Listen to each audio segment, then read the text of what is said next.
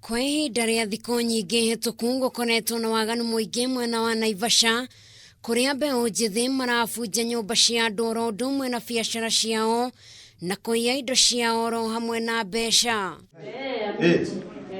Na kũrũmĩrĩra ngero ici, maabitha borithi kuma mwena ũyũ nĩ maingĩrĩire nĩguo gũkũmithia waganu ũyũ, kũrĩa rĩu maikĩtie ngono andũ 7, amwe ao marĩ atumia 4. Kwenda kwa mswaki naandikiwa ati sifesia. Kusikia hivyo nikaanza nduru na mbio. Nduru. Nikapiga nduru. Dere usiende jameni. Hao wasichana wameniibia pesa yangu 7,000 kwa mswaki. Uwi.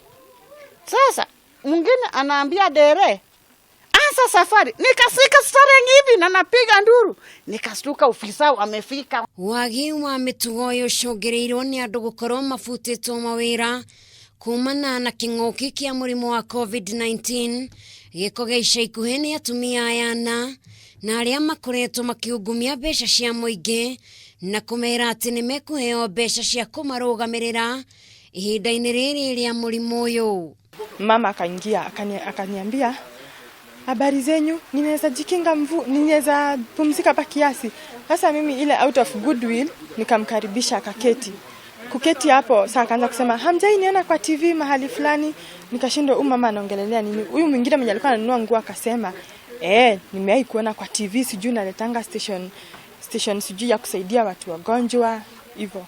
Akasema, fanyeni aje, wewe unanunua nguo, acha kununua nguo, keti hapa kidogo tuongee. Akaketi. Vile aliketi aliniekelea mkono. Mungu anasema.